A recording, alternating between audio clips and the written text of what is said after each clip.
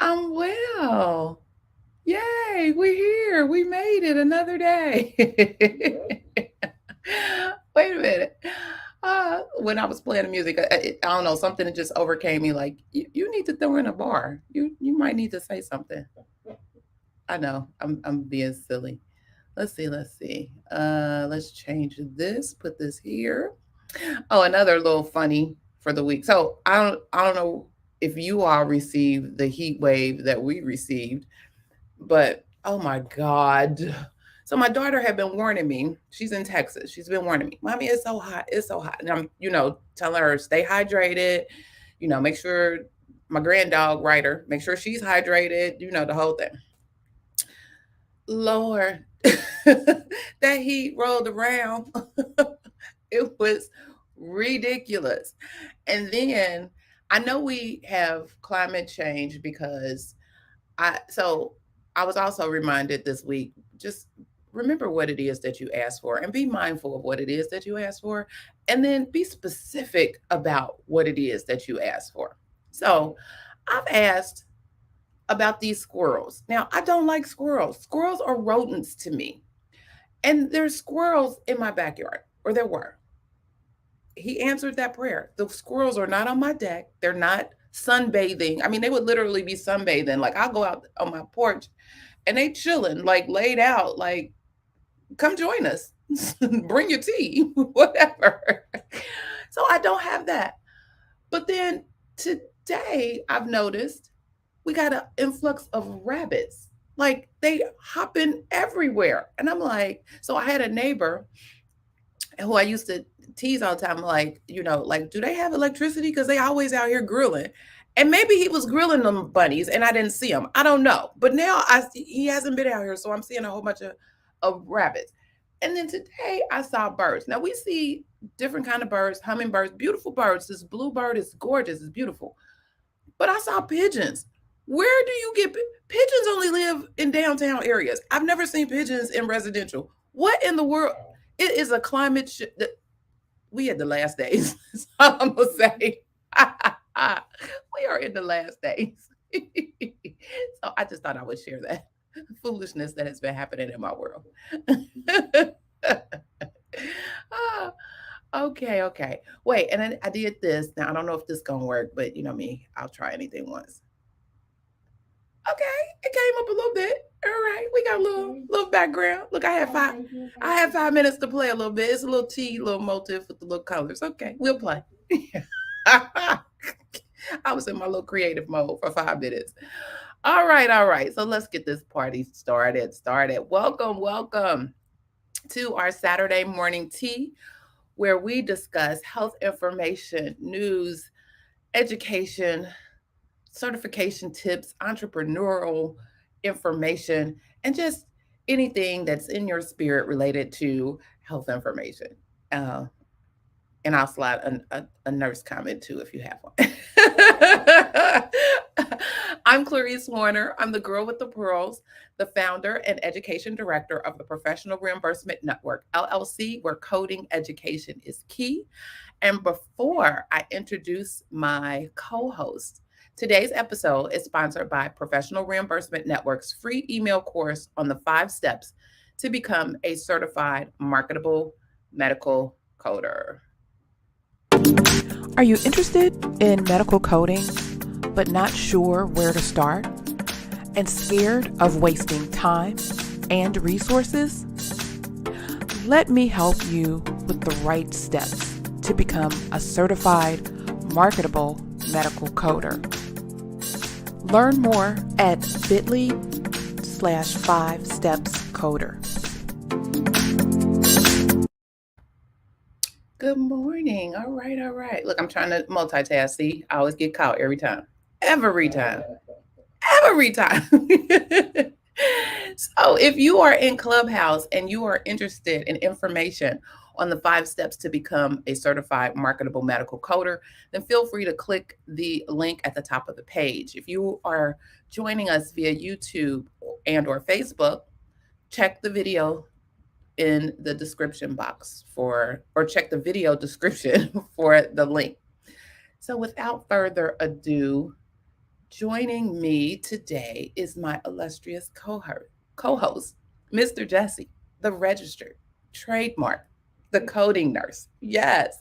So, sir, introduce yourself and tell the folks all about you. Good morning, everybody. My name is Jesse. I live in Philadelphia, Pennsylvania.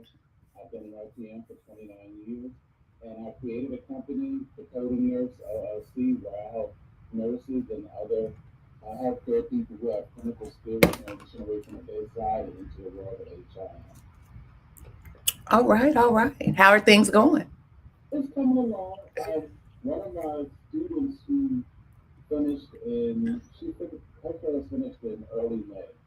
She emailed me on Monday and told me that she passed her CRC exam. Yes, yes. All right, all right. That's what's up. Love to hear it. Love to hear it. So, if you are on Clubhouse and want to join in and add to the conversation, please raise your hand. Let us know so we can see you. We're trying to multitask and monitor that Clubhouse. Don't be shy. Come on in. Your opinion matters and is welcomed here. And also for my Facebook and YouTube friends, you can always join us in the chat. Good morning, Vicky. Good morning. Let's see, let me show her. Good morning. Welcome, welcome. So today, I just had two items that I wanted to talk about and share. And seeing as it was almost, what time did I send you that link last night? I was editing videos and I get caught up and then I look like, oh my God, I didn't send the link. So it was really, really late. But two things. One, um, to put on your radar screen is that a few weeks ago on May 26th, CMS, the Center for Medicare and Medicaid Services, put out the ICD 10 PCS codes and rules for the fiscal year 2023 out there. The codes and rules for these inpatient procedures will go into effect on October 1st, 2022. So this gives you a few months to kind of go through and make sure you have an understanding of procedures and or guidelines that relate to the types of services that you are coding. There are 331 new procedure codes and 64 deleted codes. There are also some new guidelines. They've added guideline B3.19, which is detachment procedures of the extremities. They've revised B4.1C, which is procedure on tubular body parts, and B6.1A, which is a general coding of device. One thing I want to mention is the new guideline B3.19 gives detailed, when I say detailed, I mean detailed, detailed instructions on how to code amputations of the extremities, both full and partial. And they have this beautiful table of the qualifiers, and it spells out one by one. And I was going to put together a slide, but I couldn't do it right. But it details each body area and what that qualifier is, and then gives some additional information on how to use it. It is beautiful. If you are interested and want to see or just want to prepare, make sure you Google PCS Guidelines 2023. It'll take you right to the CMS page, and you So can go ahead. the detachment, the amputation really needed to be revamped because it was a little fuzzy. Mm-hmm. So I'm glad that they revised it. Oh yeah, yeah. It talks about like where the cutoff is as far as the qualifiers and all of that. They did a good job. I'm sure there was plenty of questions or comments related to that, which is what prompted them to do that. Hey, Tanika, I didn't see you on the stage. Welcome. How are you? Good morning. Good morning. So I want to say thank you guys for this opportunity. But my question is, I've been in the medical field as a coder Mm-hmm. for I say about 5 years, Mm-hmm. and I'm just gonna say how I feel it. but I feel like my passion is slowly sizzling out as a coder. And so I want to know, could you guys recommend some tools or some books that I could possibly look into to kind of restore that passion? So I guess my first question is, what is causing your passion to fizzle? What's happening that you no longer have the coding fire that you once had? I think it's just my routine has become mundane and monotonous. Mm, okay. Well, I'm hearing a lot of. It's hard to hear her. I hear static. You hear static? Even when I talk, I hear it. Yeah, I hate it. Oh, static. Okay, let me play. Y'all talk amongst yourselves. Now, it's cool when you talk, but when we talk, it's static. Oh wait, do I need to mute me? Hold on. Yeah. Okay, talk. Is that better? Go ahead, Tamika. Yes, did you hear me? It's much better. Can you repeat what you just said? So I said I've been working in the coding field. I've been a medical coder for about 5 years. And my question is that I feel like my passion for coding is starting to fizzle. And I was just wondering, could you guys recommend some tools or some books that I can look into to kind of restore that passion? Okay, now we got that. Now, Teresa asked, when, what exactly is causing your passion to wane? I think it's just, as I was saying to you earlier, that I think it's just me. My routine is monotonous and mundane. So I guess in a sense, I'm kind of feeling bored with it. Can you? What's wrong now? Look, yes. Okay. Yes. So she said that it's the monotony, the day to day. So what type of coding do you do? Same day surgery. I'm sorry. What'd you say? Same day surgeries. Yeah, that could be monotonous. So you're seeing kind of the same procedures. So what do you want to do? That's the thing. I'm not quite sure. I don't think I found my niche in coding yet. So I'm not 100% sure. I mean, I have some ideas, but then I'm just not certain enough. So what is the uncertainty about? I mean, what? I guess when it comes down to it, I would like to do auditing, but then I've heard from other, friends that I know that are auditors that it's something that they don't really like after a while.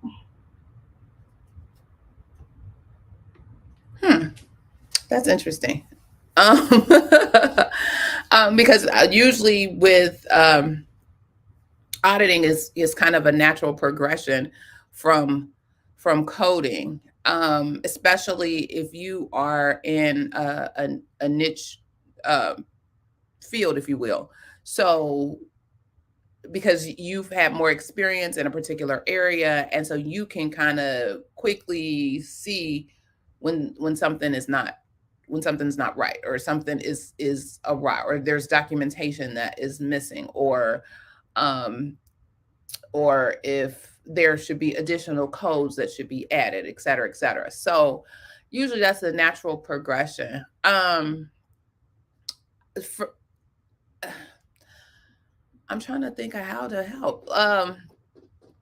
Well, for me, one, you got to know what it is that you want to do, and so and pursue that passion. So even if you got into coding at some point, you were passionate about getting into coding, you got in, you're doing where you want it. So the next step is similar to what I talked about when I don't know if you first was on when I first came in, and I was talking about my issues with the squirrel and the bird. You got to be specific about what it is that you ask for, and what it is that you need. So this field is wide open. So there are all kinds of things that you can parlay your coding skills into, but you have to be kind of specific. And then there are some things that don't even exist yet, that we don't even know yet, that could potentially use the skill that you have as a coder. So you kind of just got to think about, go internally, think about, well, what is it that I want to do with this? At the end of the day, what is the end result? How do I want to take the information that I know, the coding skills that I have, and parlay that into something that, one, won't be bananas, which I've said before, I probably could never sit and code all day, every day. That would drive me bananas at this stage in my life. I couldn't do it. Um, but I'm grateful and thankful for the skill that I have. Because of that, I have parlayed that into, because I audit claims, I audit not only, billing claims, I audit documentation, which provides me an opportunity to provide education. So for those who are documenting, I can look at their documentation, audit, tell them what they did wrong or what they need to do better, et cetera, and then be a resource to them and provide them information to assist them going forward.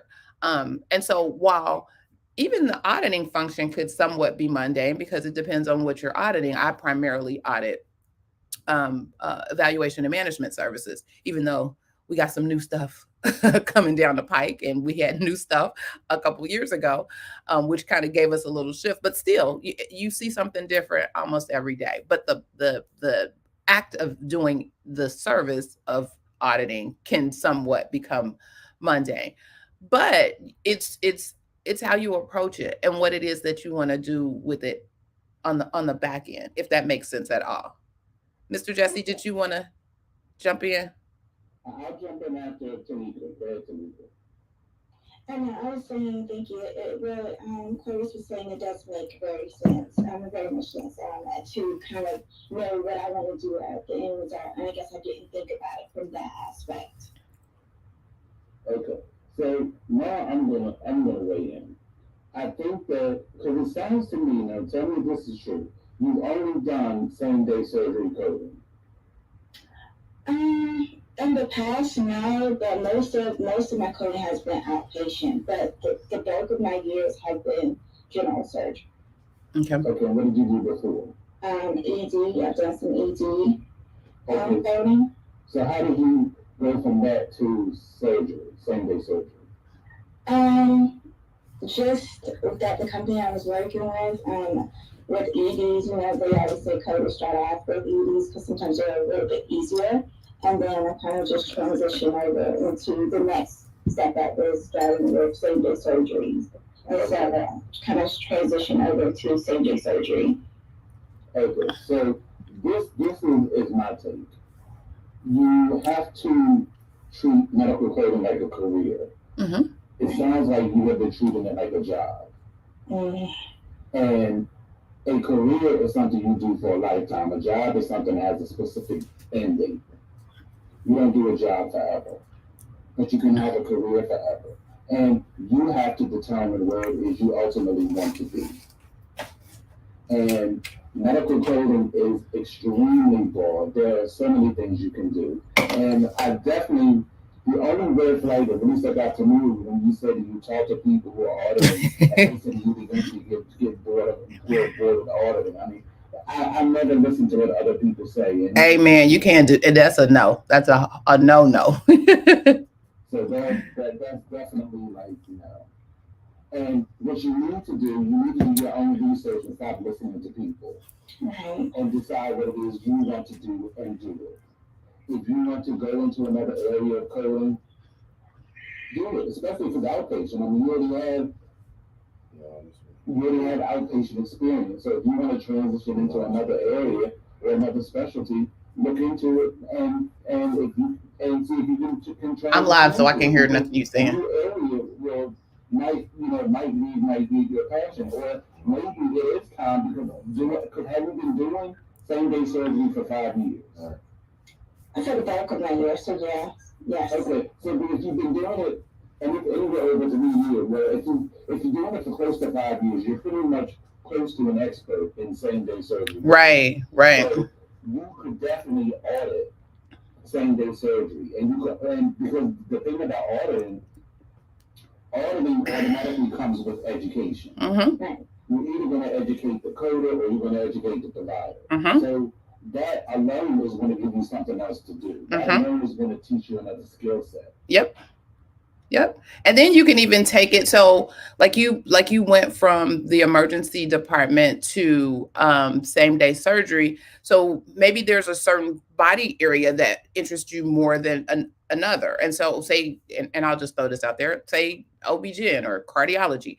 Then you can niche down just into that as well. And so that gives you maybe a little more passion or fire because then you need to focus in on that particular body area, learn the different procedures and the different diagnoses that are within that particular area. And so that may be something that may be of interest as well. But I love the fact that you've already been in this game for a minute and realized that at some point things have shifted. but but the next step to that is just knowing what it is that you want to shift into. So kind of, well, what do I want to what I want to do? And I love what Mr. Jesse said because it is a career. This is definitely a career path. It could be a stepping stone into other branches of the career, but coding in and of itself, health information, all of this is a career, and that mindset has to shift. That mindset set has to change in order to maximize um, and get the maximum effects of this career. Thank you guys so much. I really appreciate you giving me something to think about and to do some research. I really Cool. appreciate it. You're welcome. Thank you for the question. Thank you for the question. And Hey, come back and let us know what you ultimately decide. yeah. Definitely will. And then maybe we can find a book or two for you. All right, all right. So, anything else you wanted to mention, Mr. Jesse, about the guidelines? I've always been impressed with PCS over ICD-10-CM because the PCS guidelines, they're like less than 20 pages. I know it's short. It's only so many of them. It's short and sweet. I think because it's relatively newer, so it's. Right. I think it's the way that their code set is set up, like the way that they have that table, Mhm. and it's multi-axial, so it does a whole lot of it does more things than ICD-10-CM. It's just amazing how they came up with it. I like it. I think that the guidelines are a lot easier. It's more straightforward. Mhm. There's less gray area, and it's just I don't know. I've always liked PCS. It's always been intriguing to me how they did it versus because everybody knows I cannot stay in CPT. I despise it. But Don't see. I can't even hit. I like. I can't even hit the microphone. Don't come for us over here. Don't come for us over here. Go ahead. As soon as when I realized that it was handled by and administered by the AMA, I knew why. Like doctors just convolute everything. Oh my goodness, sir. Yeah, it's it's different. It's different. Um, that's what I'll say. It's different. The other thing I wanted to bring to your attention, and you mentioned that your student passed her CRC, so that it kind of falls in line with that.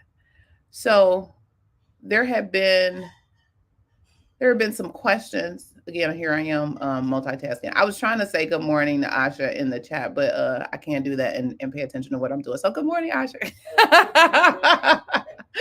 I'm like, I'd have messed all up.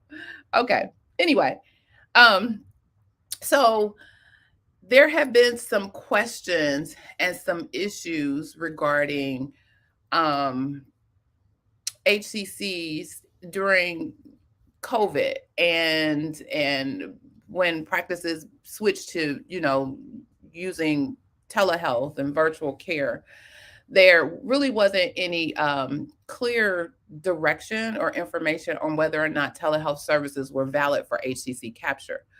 Well, CMS has answered folks' prayers, I guess. They weren't real, for whatever reason. It wasn't. They was like, it wasn't clear. Folks was still asking questions and wasn't sure what they could capture as it related to um, the HCCs, because they, were taught or thought that just the face to face visits were the only things that they could use. Well, they said you can use, and really it's the audio one. The video, I think everybody kind of understood that that made sense, but they're saying the audio visits as well you can capture. Now, you have to be mindful. There's certain things that you won't be able to capture on an audio call. There's certain um, things that a provider can't. There are only so many things that they can do, as far as an exam or as far as what have you, as it relates to an audio telehealth visit. So you have to be mindful of that. But they're stating that um, they can use both audio and video encounters in capturing the HCC codes. So that was. Now, Go ahead. now I'm almost sure that I read that during COVID, because before it was face to face period, regardless of no ifs ands and buts. They said that it could be, or had to be audio and video. So I guess the push was for it to just be audio, because I'm almost sure I read that it said audio and video. It had to be both. And So so during COVID, they've again relaxed a lot of those telehealth rules, and primarily to make sure they provide care to some of the underserved areas where they may not necessarily have devices for video. They allow them to have audio services. So they can, you know, have a visit via a phone call. And you have some older folks who they not playing around with any device. I run into them all the time. I'm not using that. You ain't gonna see my face. They think everything that has a video that they're gonna be on the internet, and they're like, no. Um, well, I think that's what it came down to. I think these people were realizing, well, a lot of these facilities were realizing they were losing money because a whole lot of 7-year-olds have flip phones. true, So, true.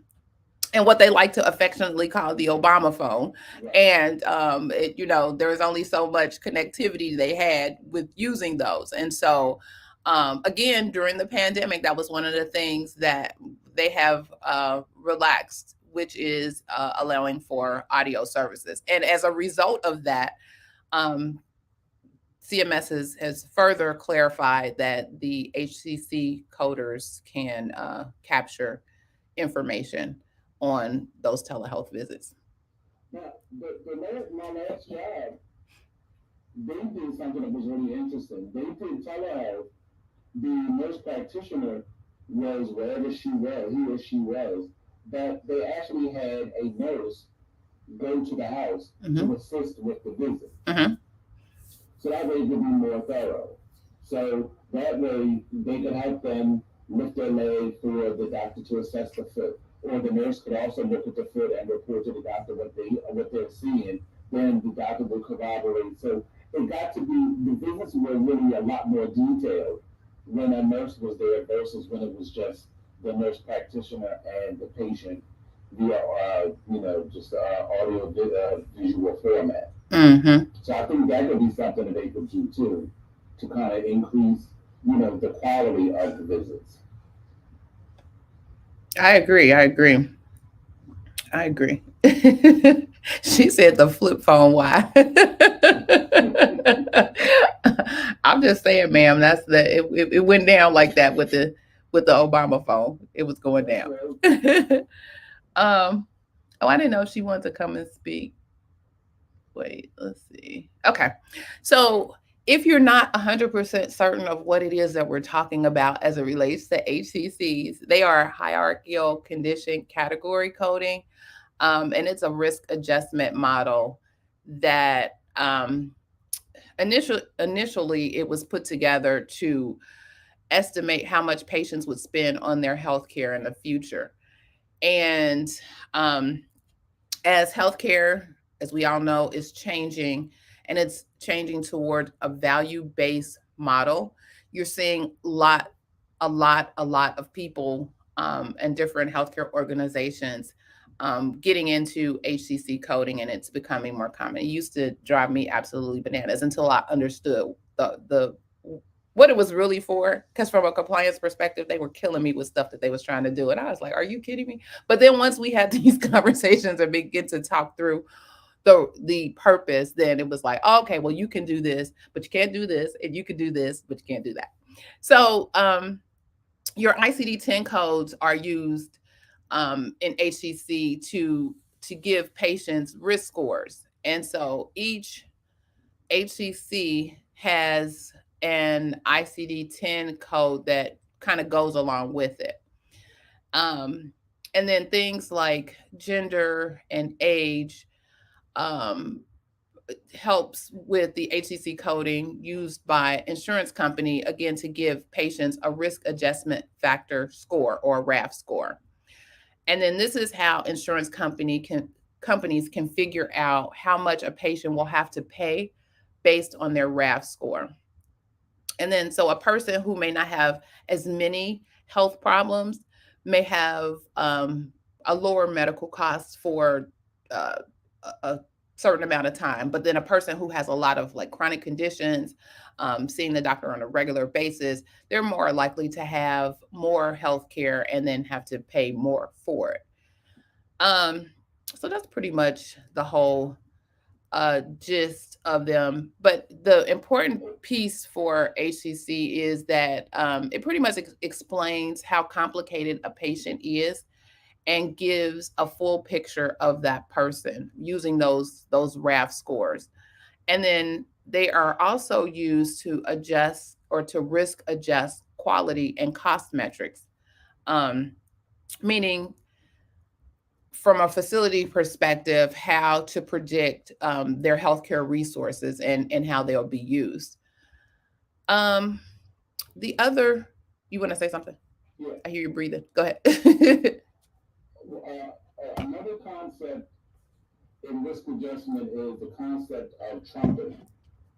And trumping happens within an HCC category.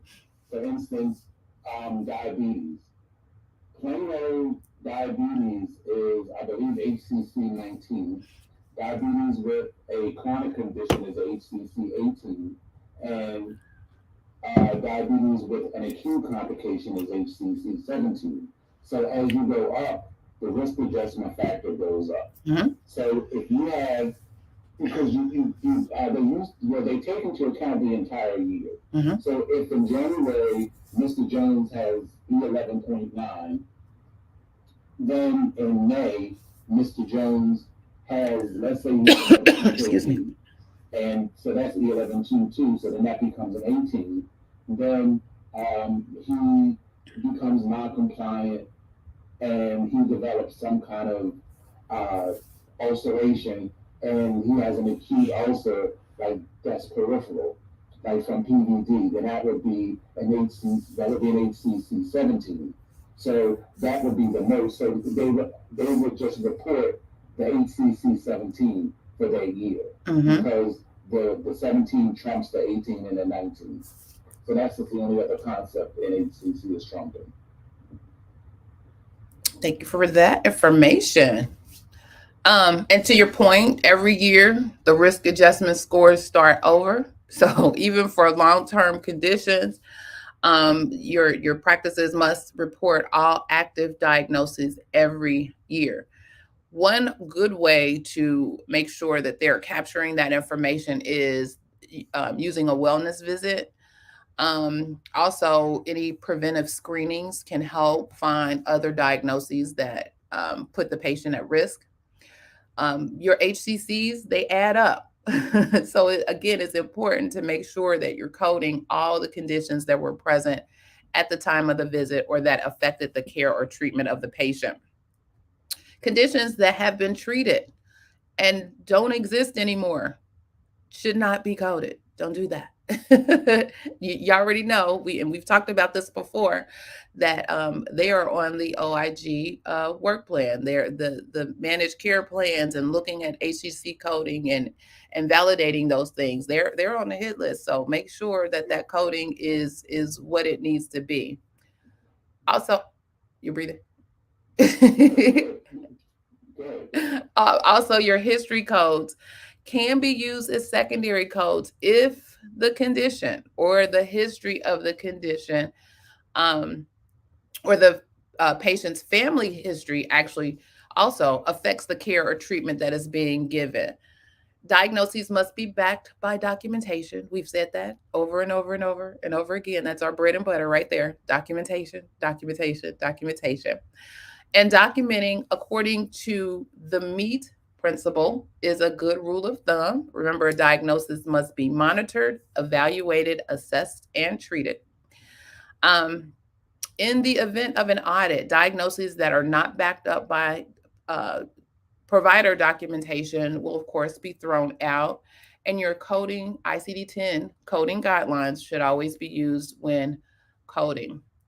Make sure there are signatures and credentials in that medical record documentation, and code as much detail as possible and make sure the diagnoses are listed in the right order on the claim. Remember, this is a way to show the complete picture of that patient. So you, as you're coding, as the person is seeing the patient and providing the documentation, all of that together works in conjunction to show the condition of that patient. So you're telling that patient's story medically.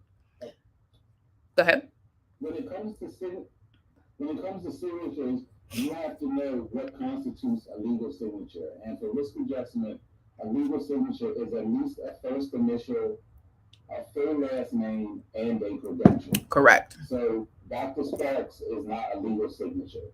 But Dr. J. Sparks or J. Sparks MD, J. Sparks DO, J. Sparks ARNP is a valid signature. Correct. So yes, the signature and credentials that are legible must be in that documentation. So yeah, those were the two things I wanted to mention that was part of my tea for the day. Oh, and before you bring your Aja, I wanted to mention to Tamika that risk adjustment might be something you might want to look into. You want to challenge risk adjustment. But I also wanted to mention when you were talking about annual wellness visits. On one of my quiz questions I gave my students last week, one of my students you put in for one of her answers as she coded as a primary code, the first list of code at normal lab finding and at normal visit, Z00.01. So I asked her, why didn't you do that when the person had a diagnosis? And they gave them diagnoses. So she was like, well, you said it was at an annual wellness visit. So that's how you code an annual wellness visit. I said, who told you that? I said, the annual wellness visit is the CPT code. You still have to have an ICD-10 CM code, regardless of what kind of visit it is. You have to have an ICD-10 code, and that is when you have what is the abnormal finding? And abnormal finding means that it doesn't have a name yet. It requires further evaluation. Coronary artery disease of the native arteries does not require further evaluation. That's a disease. So you use that code, you don't use the Z code. Then she even tried to go to the guidelines and say, okay, let's go. Let's go. I'm trying to tell you. If you go ahead, I'm telling you, an annual wellness visit is a CPT code. Yes, I did. The question does say during the annual wellness visit, but you still need an ICD-10 CM because you have diseases. This person has diagnoses. There's no need for a Z code. Bless her heart. So we had to battle that out last week. Bless their heart. Right. I had a similar situation where we were discussing um, uh, assessments that are provided. And it was like, yeah, we got to have this assessment and this and that and the third. And I was like, sir and ma'am, why are you assessing? What's the diagnosis? What is the reason for the assessment? Everything requires a reason for the madness. And especially if you're dealing with any government payer, you have to show medical necessity. Your diagnosis is going to tie to the medical necessity, the medically necessary reason for whatever procedure, whatever service, whatever is going on. Somebody needs to assess that. Somebody needs to document that. And so it's funny to me. I think, well, it's not funny. It's interesting to me how many people think that they are coding when they're just like throwing stuff around and don't understand the why behind what's happening and what's going on. It's interesting. That's gonna get folks in all kinds of trouble. And yeah. Hey, Asha.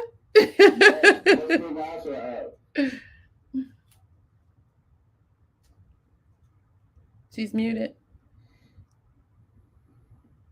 You're still muted. I don't know if you're talking. Asha? There you go. Okay. Good morning. I'm trying to figure out how to get to the mic again. See? Good You morning. How are you? Hello, yourself. I'm well. I'm so glad Tanika came on and started talking about her experiences. I definitely wanted to reach out to you guys individually during the week because I'm still very new, and I'm trying to figure out like what I really like, and there's so much in the industry to do. So I'm so glad that you guys shared what you shared with her because I'm literally like, how do you know? I've met so many people now doing interviews that have been coding all or most of their life, Mhm. and they didn't roll over and just decide they kind of fell into it and stuck with it. I did it because it was introduced to me, and I thought, okay, this is really great, and then I loved, the fact I loved it. I don't necessarily like all of the different job positions. I haven't found anything that's like, oh God, yeah, that's what I want to do. Even now, I'm doing hospital billing and claims for denials and medical necessity, and I get it, and it's easy. I know how to talk to people and follow a system and all of that. I just don't find it. I haven't found something that's so challenging that it inspires me. So I feel like I'm watching them try. So I wanted to reach out to you guys and find out like what is what you do, or how long did it take you to figure out, okay, this is what you love in this industry, and then you pressed and ran forward. Go, Chloe, shoot first. No.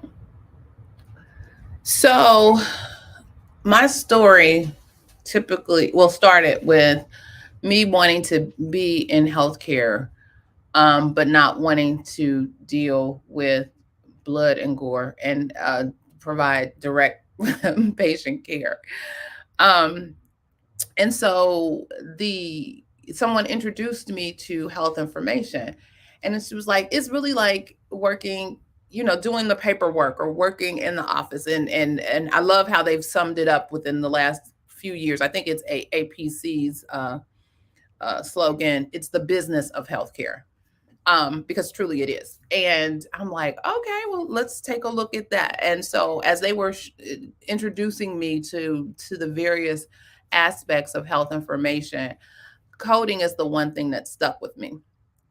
While I enjoyed the other pieces, I was like, I don't want to.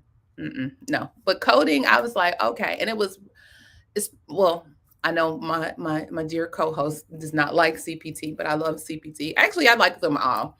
HickPix is the only thing. Well, the HickPix, I just don't use it enough to really weigh in one way or the other. I mean, it is what it is. You slap them on there as need be, but I understand, and because I've studied probably more CPT, and it's a little more intuitive for me. However, I appreciate ICD-10 because of the way the guidelines are structured and the way the information is provided. So it kind of helps you along the way. So with that, I got into coding. It was wonderful for what it was, because you're introduced to different things. Um, I think inpatient coding was okay. Now this was before PC. See, I'm about to date myself. This is way before PCS. PCS didn't exist. We had three parts to ICD-10 coding, and or you had the different parts of ICD-10 coding, and yeah, you had procedures, but they weren't part of PCS. It was a whole different world back then. Um, but you still use CPT in a lot of the areas. So um, I don't know. I was just like, and then I primarily did physician outpatient work. And I love that because, while your inpatient is like a case, you have people who could be in the hospital for forever, and you got to go through all of that information. And while it's a great read and a story, and nobody had time for all of that. I want the one and done. So that's why the professional side was better for me, because it was like, oh, okay, let's see, this is what happened, and keeping in mind and having to remind folks, it's all about this encounter right here, not what happened last time they came and what they think gonna happen in the future. No, it's about this encounter right here. Um, so doing that, which is how I told Tanika, doing that, built up that skill where at that point it was like, okay, well, I can now assist others on the appropriate documentation of these encounters. I can assist others on, so, we started training folks for their coding certification because we needed more coders in our area. So we had an ingrown, homegrown um, program, which started my program because that we were on the fly doing it as we did it, to get our coders and have folks who were certified to assist us in doing that. And then from there, we kind of parlayed it into auditing. We had a lot of physician inquiries and wanting to understand, well, what is this? They did not necessarily understand all about the reimbursement and what all of that meant, which they should. Again, it's never taught in medical school, which is a whole other conversation. But they would love us and hate us at the same time. We would come in and provide them information as it relates to their documentation, but then they would also want to understand the why, again, the why behind it and how we could help them. Um, all of that kind of parlayed into compliance, because auditing and monitoring is a part of compliance. Um, there are other elements of compliance, but it's all education is part of it, and making sure that you have open communication and receiving information from folks from a hotline who can kind of tell you, hey, this ain't right, because somebody can take a look at that. And so the investigation part of my brain kind of kicked in, like, okay, well, I can lightweight be nosy and see what's happening over here based on these hotline calls. And so things kind of shifted over into compliance. And for me, they all kind of work hand in hand. Um, like I said, I recently got involved with more on the revenue cycle side and assisting folks who were starting practices. Um, Lord, getting them credentialed. Because that my hat's off to anybody who's a credential, or bless your whole heart.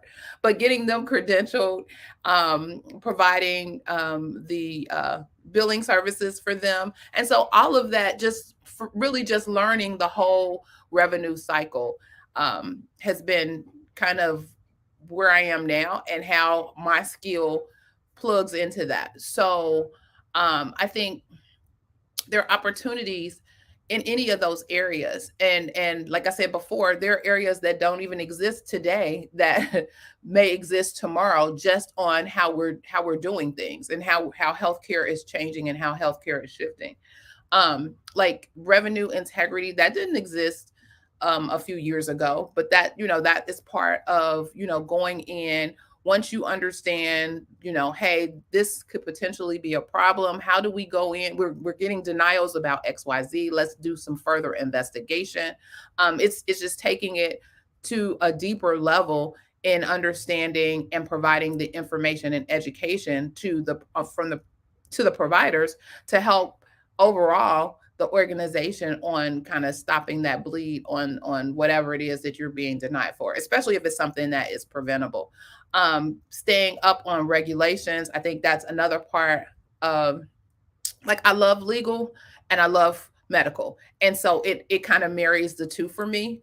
So staying up on regulations, I know people be like, can you just get to it? I'll be like, no, I need to know like we talked last week about that guideline. I need to know the regulations behind this. I need to know. And so I'm always looking for, the regulations. And oftentimes people will like, I need the black and white. Let me find it. So you have something to stand on. But that's, for me, that's what this whole profession has done and my career has done, is really marry both medical and legal for me. So again, you just have to, like I shared with Tanika, you just have to find your passion. You have to find what is it that you like to do, and what is it that you want to do with this. It can start off as a stepping stone. Like you said, there are people who, and I know people who coded when I started. They're still coding, but they love it. This is what they wanted to do. This is their end all be all, and that's fine, and that's okay. And they're paid very well to do that. That's the other part. You get into that.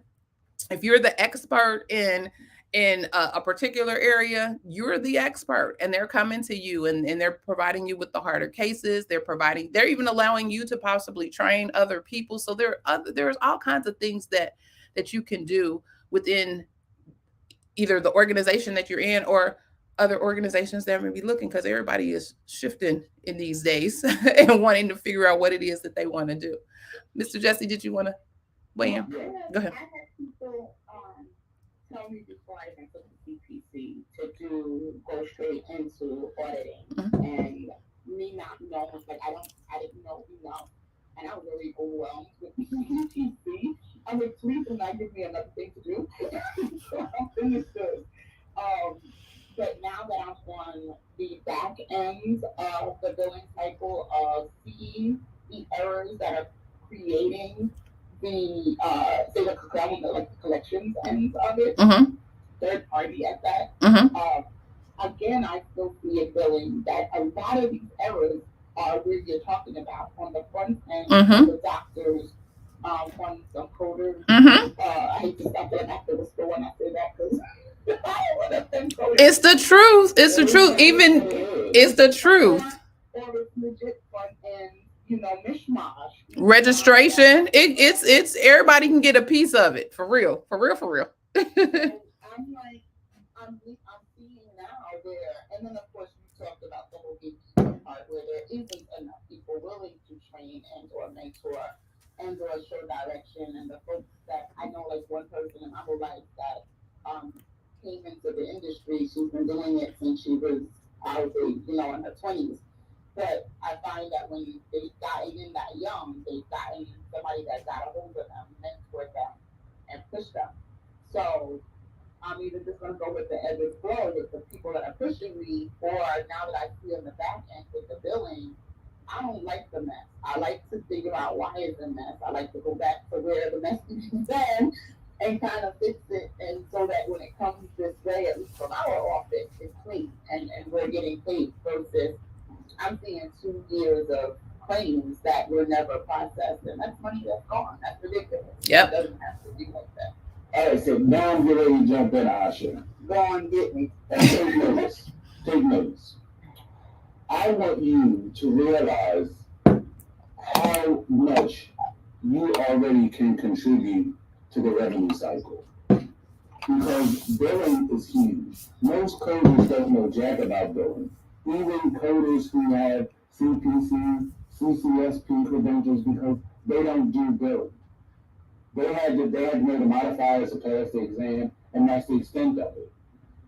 So the fact that you know billing already puts you at a huge advantage. All you have to do is develop confidence and knowing and mastering the code set. Once you are comfortable mastering the code set, what I suggest you do is I suggest you get an auditing credential. Not that you have the experience, but you gotta look good on paper too. I would suggest, especially if you don't have, if you have like an RHIT or RHIA, then I wouldn't do that because you already got something else to kind of give you a leg up. But if you just have your CPC, get your CPMA. Then what I also suggest you do is I also suggest that you start, once you start your own side hustle where you get your own billing clients. Don't tell anybody at your job. Seriously, I'm trying to put you on. Right. Start your own side hustle. Because you with what you know, you already are valuable. You already should be making, and that money that they're paying you, if you're doing all that and you're researching all that, listen, whatever they're paying you is not enough. No, they don't ever expect, wherever I am, this is not my second billing position within the last 2 years. And they don't expect me to be a thorough. And I'm always surprised as to why. Okay, you asked me to do something. I'm like, isn't that what I was right, doing? okay, but you're doing too much. Clearly. And you're not being paid for it. I'm really trying to put you on for some real money. Start, because you already know enough people. You already word of mouth. I would start advertising. I would start cold calling. Get you some side clients. Then you master, while you're at work, you master the code set. You get it down pat. Then you can. Then if you want to get, you can have a job and you can have a hustle, because with what you know, you can move into provider education.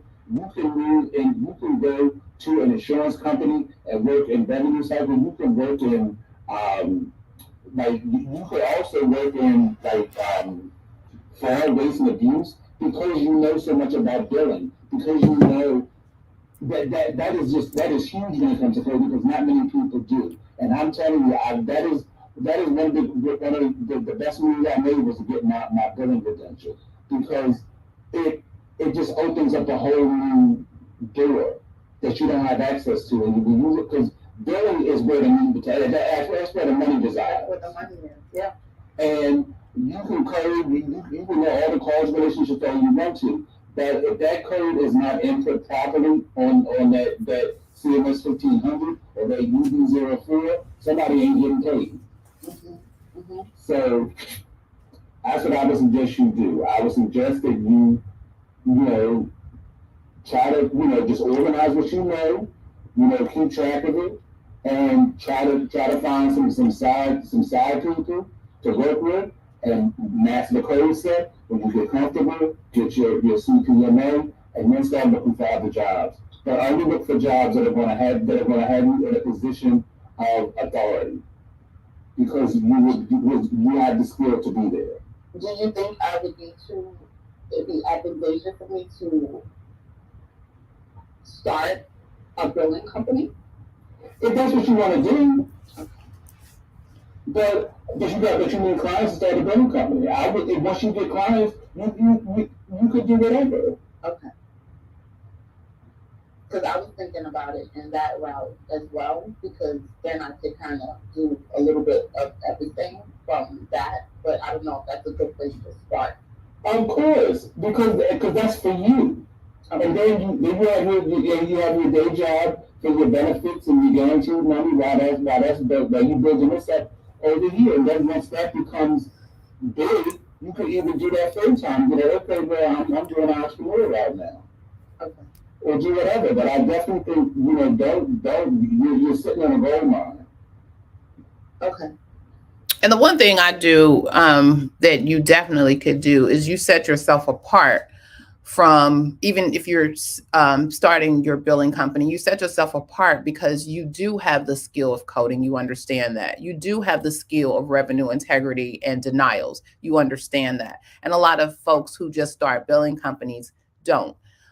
They are pretty much just adding codes, modifiers, and the such on the claim form, and sending them out the door. Whereas, and even with my clients, I tell them, but one, you paying me for my compliance knowledge as well, because we're gonna make sure that this stuff is compliant while going out the door. Period. And so you have that additional layer that you can add to your bankability with any client that you have. So if you're going that route, always think about what you have done, the skills that you bring to the table, and how you can pull it all together to help them. So you sell that to your clients as well. Can I say something? Speaking of that very point, ladies, I'm a member of Black Nurse Entrepreneur on Facebook, and a lot of them do their own, like a lot of their providers, they do their own billing, and I have to get better because I give up too much information for free. So this Don't get me started, sir. This young lady sent me a message. She wanted to know the annual wellness visit code for a visit. So I'm like, well, you add me more information. Like that's a blanket because wellness visits are based off of age, and if it's a new patient, if it's an established patient, so I give her all the stuff. So I need to know. First of all, I need to know whether or not they're Medicare. If they're Medicare, I need to know their age, and I need to know if they're a new or established patient. Because if they're on Medicare, you can't use a 99. You can't use that code. You have to use that HICPIX code. Right. So I do that. So she sends me information. I give the code, and that's when I realized, you know what? You didn't pay yourself to kill your bad hair. Not even a thank you. That right there is like that kind of knowledge. Not everybody has. Exactly. So we already. They definitely are even in my AAPC class. There are billers and people that are either in providers' offices currently, and they're billers of those offices, or in one of the billers within those offices. They don't have any credentials at all, but they do have some sort of experience from working there all the time. And in the class, I'm doing an AAPC class now for billing, and I'm always in awe that they don't, like, they're asking questions because they don't know, and their providers don't know either. They're just doing kind of what the doctors and what they were trained to do. And here we are in the billing class, and now that I'm coding and I'm working on the back end of billing, and I'm like, this is why it's a mess. Why is that? Like, and they've been doing this for years, but they're just now getting like a credential, or it's just, I get it. Like, it's very sloppy. Oh, it is, and it's rampant. It's rampant. It's not just one or two people. It's rampant. This country is huge, and it's a whole bunch of foolishness going on with these claims. Right. Yeah. You're absolutely correct. But they're low key on these trainings, and they're asking job questions. Wow. Yeah. And they're answering them because it kind of fits into the class, but they're getting tutoring for what?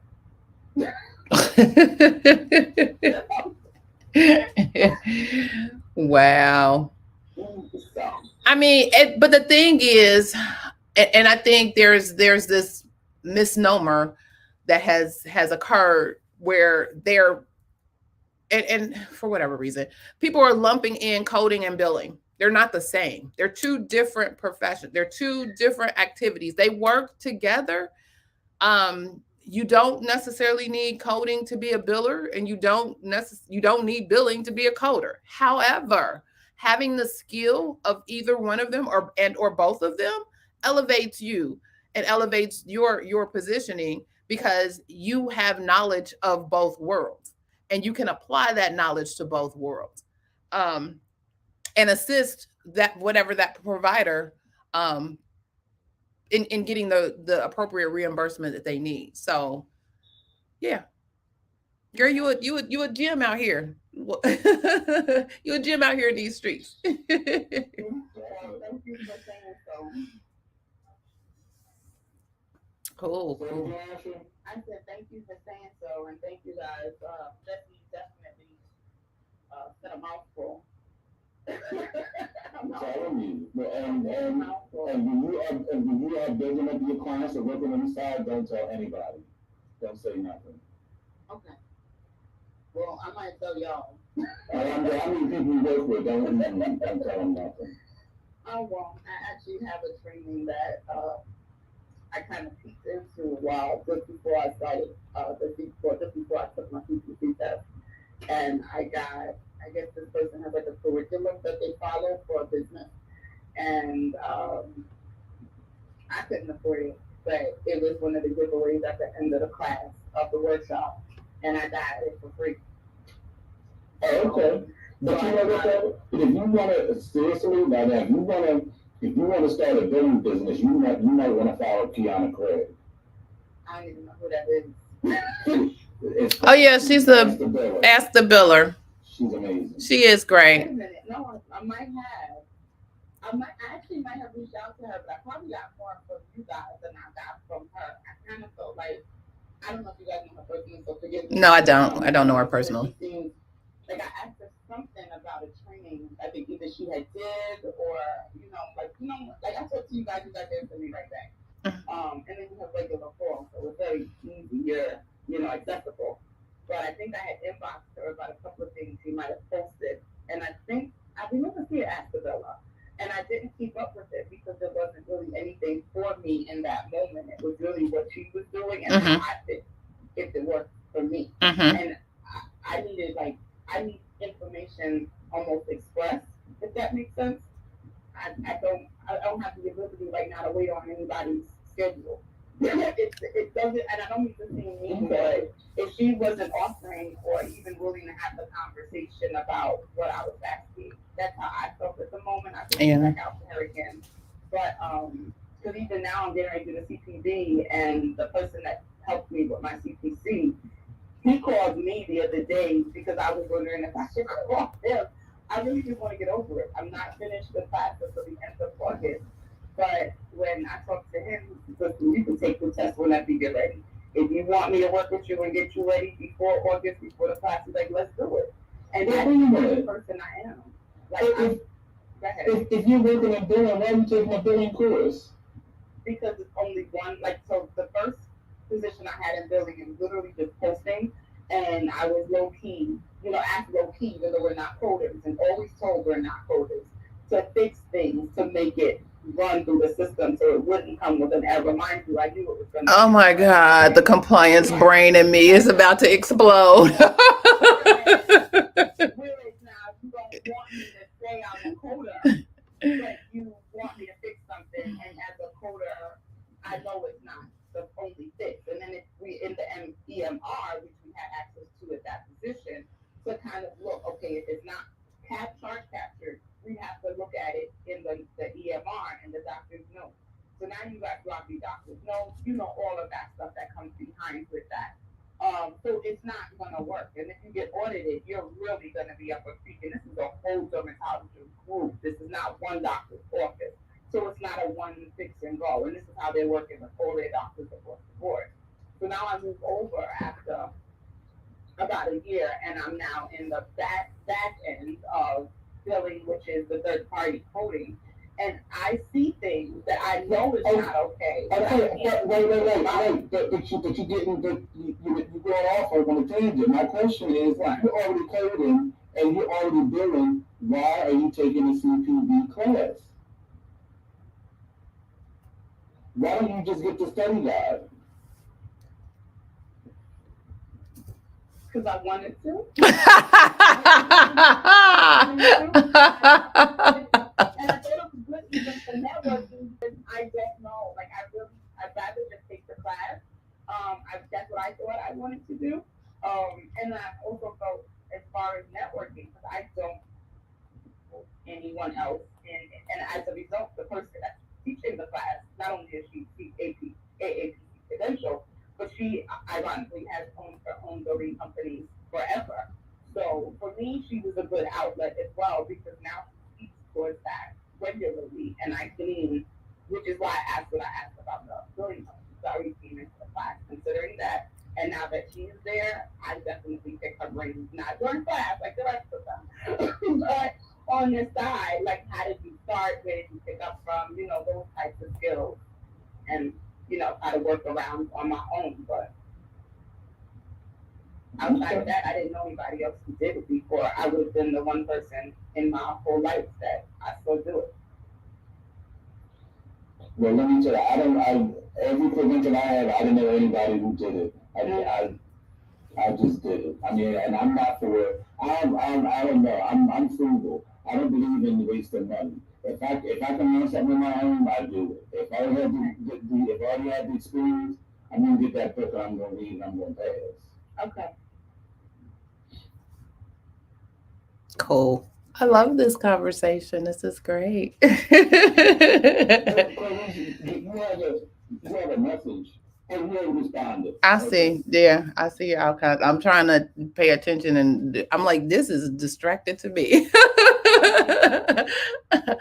Cool, cool. So I hope that was helpful for you, Asha and Antonique. I hope you guys the information was helpful, and we are always here um for any questions that you have. You can always back channel or DM or email or just reach out um with any and definitely try to assist you in your health information career. Love it, love it, love it.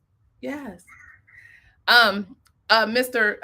Jesse, I just saw the email that you sent me. Can we do that? Can that be on the docket for next week?